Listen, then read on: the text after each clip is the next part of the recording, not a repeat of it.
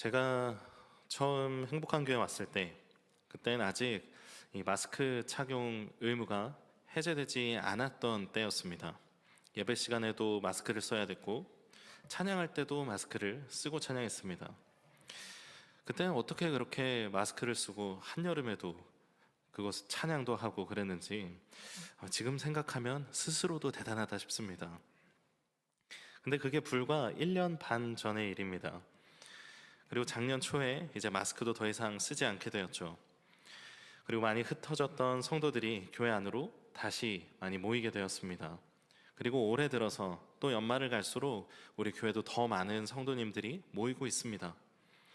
예배 때에도 이 눈과 눈이 아니라 얼굴과 얼굴을 마주할 수 있으니 얼마나 좋은지 모릅니다. 이 터져 나오는 찬양 소리 그리고 기도 소리가 정말 얼마나 반가운지 몰라요. 요즘도 마스크에 가려서 찬양하고 또 이야기하고 그랬던 때를 떠올리면서 찬양을 부르면 뭔가 뭉클할 때도 있는 것 같아요. 그런데 이제 우리 이렇게 모여 있는데 우리는 잘 모여 있나요? 사실 대부분 교회들이 코로나 이전과 이후를 비교하면 많은 숫자가 줄어들었습니다. 제가 듣기로 우리 교회도 코로나 때보다는 많은 인원이 예배에 참석하고 있고 많이 다시 나왔지만 코로나 이전과 비교했을 때 많은 수가 줄었다고 들었습니다. 그렇다면 우리는 잘 모인 게 아닌가요? 숫자가 다시 회복되기까지 열심을 내고 그 수를 채워야 이제 잘 모였다 하고 말할 수 있는 걸까요? 오늘 본문 25절은 모이기를 패하는 어떤 사람들의 습관과 같이 하지 말라 하고 말합니다. 이제 한국 교회는 모이기를 패하는 어떤 사람들의 습관과 같이 하지 말라 이 말씀을 들으면 자연스럽게 코로나를 떠올립니다. 교회도 못 나오고 찬양도 마음껏 못하게 하고 그런 시간들을 보내면서 힘들었는데 이제 다시 회복해야 하지 않겠냐 하는 생각을 들게 합니다. 전에 많은 사람들이 모여서 찬양하고 뜨겁게 예배드리는 것을 우리 늘 그리워하죠. 그런데 그렇다면 모이기를 패하는 사람이 아닌 모이기를 소망하는 힘쓰는 자들의 모습은 어떤 모습이어야 할까요? 그때 나왔지만 지금 출석하지 않고 있는 사람들을 붙잡아 다시 오게 하는 것이 좋은 방법, 좋은 신앙일까요? 사람들이 복작복작하고 떠들썩하게 만드는 것, 예배당이 미어 터지게 하는 것, 그것이 좋은 신앙의 표본이라고 할 수 있을까요? 우리는 지금 모여 있기 때문에 잘하고 있는 걸까요? 우리는 과거를 추억하기를 멈추고 주가 보이신 앞날의 소망을 향해 나아가야 합니다. 우리는 우리의 모임이 어떤 모임이 되어야 하고 어떤 공동체가 되어야 하는지 진정으로 생각해야 합니다. 지금 이 자리에 모여 있고 함께 있는 우리는 모이기를 기뻐한 사람들인데 그렇다면 모였으면 우리는 무엇을 해야 합니까? 오늘 본문 24절은 먼저 서로 돌아보라 하고 말합니다. 이 히브리서의 이 편지를 받는 수신자들은 박해나 핍박의 상황들로 그리스도를 따르다가 다시 유대교로 돌아가거나 그리스도인 공동체에 참여하지 않는 사람들이 늘어났던 상황이었습니다. 이 외부적인 요인들 때문에 공동체가 흩어지는 일들이 생기고 있었습니다. 그래서 더욱 서로를 돌볼 필요가 있었습니다. 더욱 관심을 가지고 서로를 향한 애정을 가지고 돌봐야 했습니다. 그래서 본문처럼 서로를 돌아보라 하고 말합니다. 그런데 우리는 어떻습니까? 우리는 사실 이런 핍박이나 박해가 없는 삶을 살아가고 있습니다. 누가 교회 다닌다고 박해를 하거나 핀잔을 주거나 하는 사람도 많지 않습니다. 요즘 사람들이 인식이 변하면서 그래, 너의 종교적인 생각이 그렇다면 그렇게 생각해. 난 방해하거나 간섭하지 않을게 하는 사람들이 늘어났습니다. 너는 너고 나는 나다 하는 인식이 생긴 것이죠. 그래서 사실 기독교에 대한 비판도 비난도 많지만 실제로 개인과 개인이 마주할 때 그런 비판을 쏟아내는 일은 극히 드물어졌습니다. 그렇다면 우리는 지금 히브리서의 상황과 전혀 다르다고 할 수 있을까요? 겉으로는 아닌 것 같지만 우리는 히브리서와 같은 현실을 살아내고 있습니다. 핍박과 박해의 가장 주된 이유가 무엇일까요? 가장 중요하게 생각하는 가치가 충돌하는 것입니다. 로마 황제를 숭배하는 것이 중요한가? 예수 그리스도를 따르는 것이 중요한가? 서로 받아들일 수 없는 두 가치가 충돌하고 어떤 것을 중히 여기거나 어떤 것을 경히 여기는 선택을 하게 됩니다. 그러나 그리스도인으로 해야 하는 선택은 단 한 가지죠. 그런 면에서 우리는 여전히 핍박과 박해 가운데 있다고 할 수 있습니다. 이 핍박은, 우리에게 나타나는 핍박은 보이지 않는 핍박입니다. 물질이 없으면 살 수 없고, 미래를 대비하지 않으면 뒤처지고, 자녀에 대한 걱정과 염려, 건강에 대한 염려, 여러 가지 생각과 가치, 또 사건들로 우리를 하나님으로부터 멀어지게 합니다. 그것이 바로 사탄의 역사이며 우리의 신앙을 향한 핍박입니다. 단지 육체적으로 오는 고난만 없을 뿐 우리의 생각에 틈만 나면 침투하고 스며들어서 그리스도와 멀어지게 하는 핍박은 여전히 우리 삶 가운데 계속되고 있습니다. 우린 깨어서 그 핍박을 인식하고 대비해야 합니다. 그러나 그것을 홀로 맞서기에는 우린 너무 연약한 존재입니다. 그런 삶 속에서 성도는 여전히 서로의 삶을 돌보아야만 합니다. 그리스도께서 말씀하신 그 말씀대로 잘 살아가고 견디고 있는지 서로를 돌봐주어야만 합니다. 본문에 번역된 돌아보다 라는 표현은 생각하다 하는 의미를 가지고 있습니다. 또 이것의 기본형의 의미에서는 어떤 것에 관심을 가지다, 자세히 살피다 라는 뜻이 있습니다. 그리고 본문에서는 그것을 권유형으로 쓰고 있습니다. 그러니 본문에 돌아보라는 말은 서로에게 관심을 가지고 자세히 살피라고 바꾸어 표현할 수 있는 것이죠. 이건 무슨 일을 하고 다니는지, 뭐 하고 사는지 그런 걸 궁금해하라는 게 아닙니다. 우리 교회 성도들이 신앙 안에서 잘 생활하고 있는지 살피라는 것이죠. 저는 수요일에 예배당에 이렇게 먼저 올라와 있는 것이 참 좋습니다. 우리 전도사님들과 차권사님이 예배를 준비하면서 찬양하는 소리도 듣고 한 분 한 분 오시면 인사를 건네는 것도 참 좋습니다. 그리고 예배 시간이 가까워 오면 저는 마치 저 뒤에 있으면 한 마을을 내다보는 것 같아요. 보통 교회 오면 자기 자리가 정해져 있죠. 누가 거기 앉아 있으면 마음이 되게 불편해요. 왜냐면 거기 내 자리고 내 집이거든요. 그러면 많은 사람들이 수요 예배 때 와서 자기 가방을 내려놓고 다른 사람들을 찾아갑니다. 다른 집을 찾아가요. 그래서 서로 안부를 물으며 인사를 나눠요. 집집마다 찾아가는 편지를 보는 것 같아서 저는 마음이 참 좋더라고요. 다만 마음이 안 좋은 건 거의 대부분이 병원 이야기를 주로 나누시는 것 같아서 마음이 좀 걸리긴 하는데, 그 모습이 마을과 마을이, 집과 집이 만나는 것 같아서 저는 너무 참 좋아 보였습니다. 서로 돌아보고 관심을 갖는 것이죠. 너무 아름다운 모습이요. 그런데 거기서 더 나아가서 우리는 서로를 신앙으로 돌아보아야 합니다.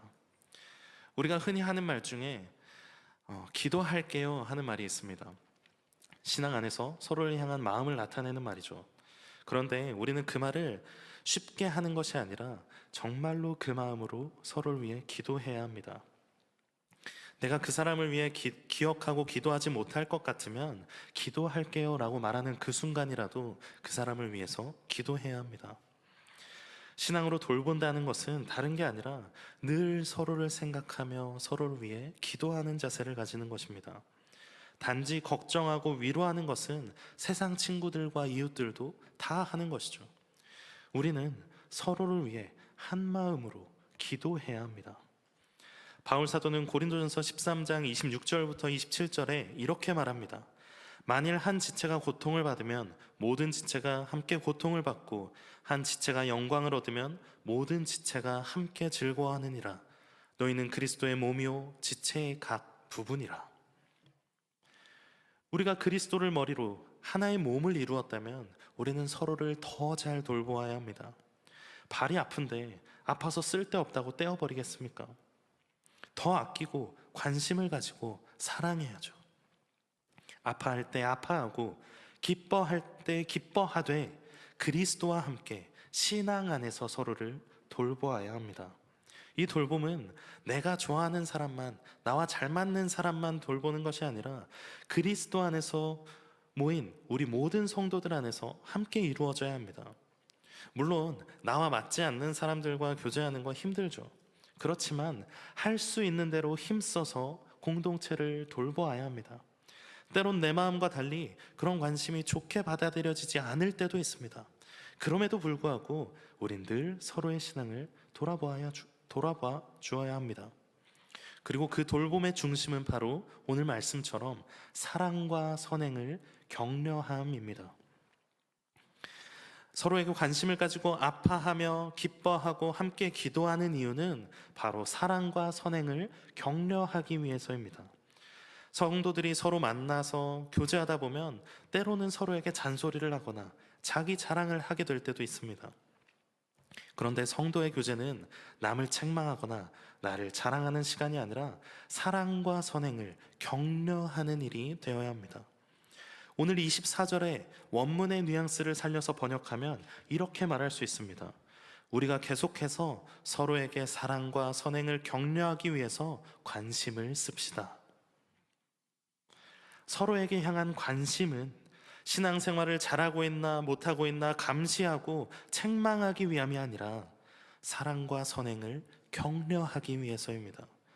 여기서 격려라는 단어는 열렬하거나 다정다감한 격려라는 의미가 있습니다. 적극적으로 그리고 다정하고도 따뜻하게 다른 사람들을 격려해야 합니다. 그렇다면 여기서 사랑과 선행은 무엇입니까? 이 사랑과 선행은 그리스도인의 의무이죠. 요한복음 13장 34절부터 35절 말씀입니다. 새 계명을 너희에게 주노니 서로 사랑하라. 내가 너희를 사랑한 것 같이 너희도 서로 사랑하라. 너희가 서로 사랑하면 이로써 모든 사람이 너희가 내 제자인 줄 알리라. 놀라운 점은 우리가 서로 사랑함으로 다른 사람이 우리를 볼 때 예수 그리스도의 제자인 줄을 알게 된다고 말씀합니다.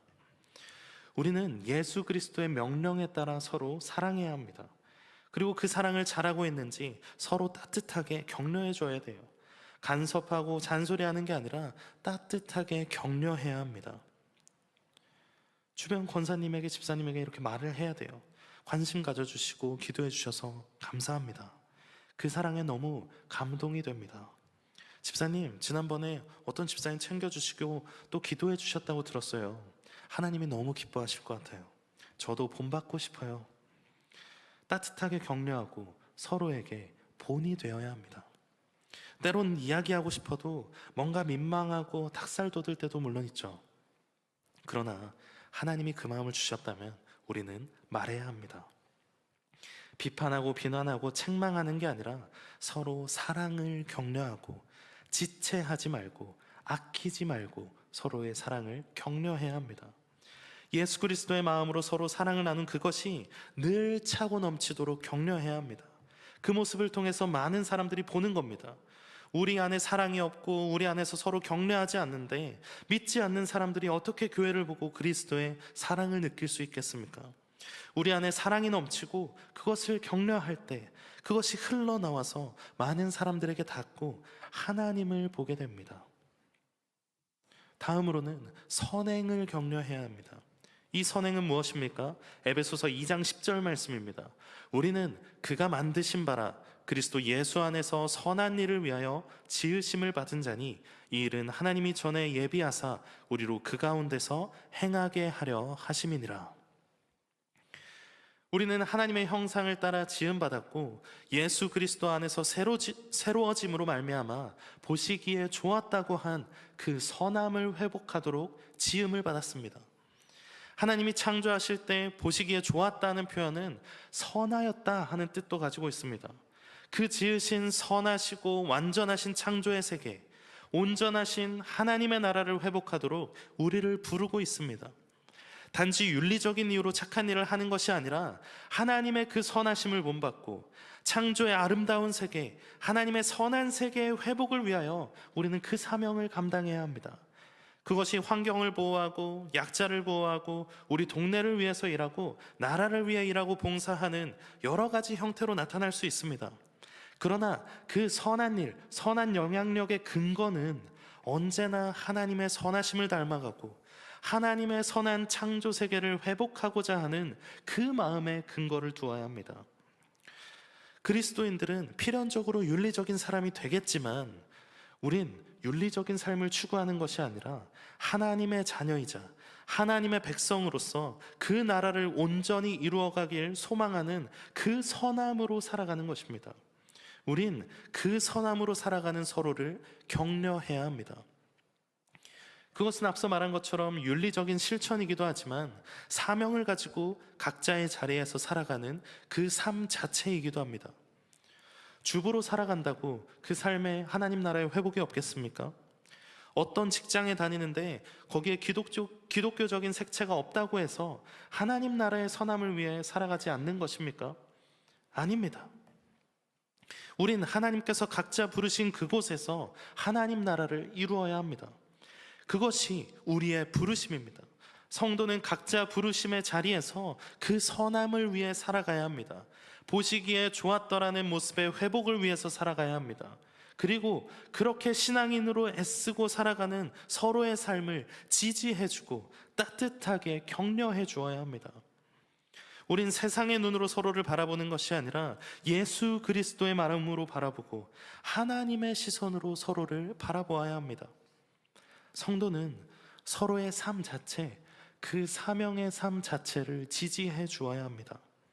왜냐하면 그 삶 자체가 하나님이 부르신 자리이고 하나님이 보내신 자리이고 하나님이 그를 통해 선함을 나타내길 원하시고 그를 통하여서 그 주변이 하나님 나라를 경험하게 되기를 원하시기 때문입니다. 빌립보서 1장 6절에 너희 안에 착한 일을 시작하신 이가 그리스도 예수의 날까지 이루실 줄을 우리는 확신하노라 하고 말씀하십니다. 우리는 예수 그리스도 안에서 그 믿은 날로부터 그가 다시 오시기까지 그 착한 일을 계속해서 해나가야 합니다. 그러나 때론 힘들고 때론 어렵기 때문에 서로의 격려가, 성도의 격려가 꼭 필요합니다. 홀로 할 수가 없습니다. 모이기를 패하지 말라는 것은 단지 잘 모이라는 그 자체가 아니라 서로 격려하고 하나님 나라를 이루어감에 있습니다. 우리도 서로에게 그 선함을, 그 사랑을 늘 격려해 주어야 합니다. 그렇다면 이 모든 것의 힘은 어디에서 올까요? 바로 늘 우리와 함께 하시겠다는 신실한 약속을 주신 예수 그리스도를 믿는 소망 안에서 옵니다. 오늘 본문 23절입니다. 또 약속하신 이는 믿으시니 우리가 믿는 도리의 소망을 움직이지 말며 굳게 잡고. 약속하신 분은 믿으시다, 신실하시다 말씀하십니다. 여기에 쓰인 믿으다의 헬라어 원어는 성경 다른 곳에서 신실하다, 충성되다로 번역되기도 합니다. 또 믿음직하다라는 뜻을 가지고 있습니다. 우리에게 영원히 함께 하시며 그 나라를 약속하신 분은 신실하셔서 꼭 지키시니 우리가 믿는 도리의 소망을 움직이지 말고 굳게 잡아야 합니다. 이 소망은 흔들리지 않는 소망이며 변하지 않는 소망입니다. 빌립보서 3장 20절부터 말씀입니다. 그러나 우리의 시민권은 하늘에 있는지라 거기로부터 구원하는 자 곧 주 예수 그리스도를 기다리노니 그는 만물을 자기에게 복종하게 하실 수 있는 자의 역사로 우리의 낮은 몸을 자기 영광의 몸의 형체와 같이 변하게 하시리라. 그러므로 나의 사랑하고 사모하는 형제들, 나의 기쁨이요 면류관인 사랑하는 자들아, 이와 같이 주 안에 서라. 바울은 이 편지를 옥중에서 쓰면서도 우리가 이 땅에 속한 것이 아니라 하늘에 속한 자라고 말합니다. 그리고 그 시민권은 주신 분은 온 세상의 통치자이시며 그의 영광 가운데로 우리를 초대하시고 함께 하고자 하시는 분이라고 말합니다. 그렇기에 성도들을 격려하면서 주 안에 서라 하고 말합니다. 영원하신 약속의 말씀 위에 하나님과 영원히 함께 하게 될 온전한 통치를 소망하며 그 위에 서라고 격려하는 것입니다. 우리도 마찬가지입니다. 우리가 믿는 도리의 소망, 그 신실하심을 믿는다는 것은 결국에 오직 예수 그리스도가 소망이며 그와 함께 영원히 살게 되는 것이 우리의 소망이라는 믿음의 고백입니다. 그 소망을 가지고 서로 사랑을 격려하고 선행을 격려함으로 그리스도의 몸된 교회와 공동체를 함께 세워나가야 합니다. 모이기를 패하는 어떤 사람들의 습관과 같이 하지 말고 오직 서로 권하여서 예수 그리스도의 날이 가까이 올수록 더욱 모여서 서로를 돌보고 격려하라고 말씀하십니다. 우린 이 명령에 순종해야 합니다. 오늘 본문 마지막에 오직 권하라 하는 오직 권하여 하는 말씀은 명령의 의미로 쓰였습니다. 하나님께서 우리 공동체에게 주신 명령, 우리 공동체에게 주신 사명입니다. 너희가 함께 모였다면 믿는 도리의 소망 위에 굳게 서서 오직 권하여 서로 돌아보고 사랑과 선행을 격려해라. 우리 주님 명령하십니다. 사랑하는 성도 여러분, 우린 이 명령에 합당하게 공동체를 세워나가고 있습니까? 매주 교회에 모여서 무엇을 하고 있습니까? 우린 주님의 명령을 따라서 오직 서로 권하여서 돌보고 사랑과 선행을 격려해야 합니다. 따스하게 감싸 안아서 서로의 신앙이 성장하도록 서로를 계속해서 격려해 주어야 합니다. 히브리서 13장 16절에 이렇게 말씀하십니다. 오직 선을 행함과 서로 나누어 주기를 잊지 말라. 하나님은 이 같은 제사를 기뻐하시느니라. 그리스도 안에서 행하는 선과 서로를 향한 사랑이 하나님께 올려드리는 제사라고 말합니다. 그리고 이를 하나님이 기뻐하신다고 말씀하십니다. 우리도 이제 이와 같이 사는 사람들이 되길 소망합니다. 서로 사랑함으로 격려하고 선행을 격려함으로 서로 돌아보아서 하나님의 기쁨이 되는 제사를 드립시다. 그런 삶으로 하나님을 기쁘시게 합시다. 사랑하는 행복한 교회 성도 여러분, 모이기를 패하는 어떤 사람들과 같이 하지 말고 서로를 돌보아 사랑과 선행으로 격려하고 믿는 도리의 소망 위에 굳게 서서 계속해서 공동체를 세워나가십시오. 오직 서로 권하여 예수 그리스도의 온전한 통치가 임하는 재림의 날까지, 하나님 나라에 가기까지 서로 사랑함으로 기쁨의 제사를 드리는 우리 모두가 되기를 간절히 소망합니다.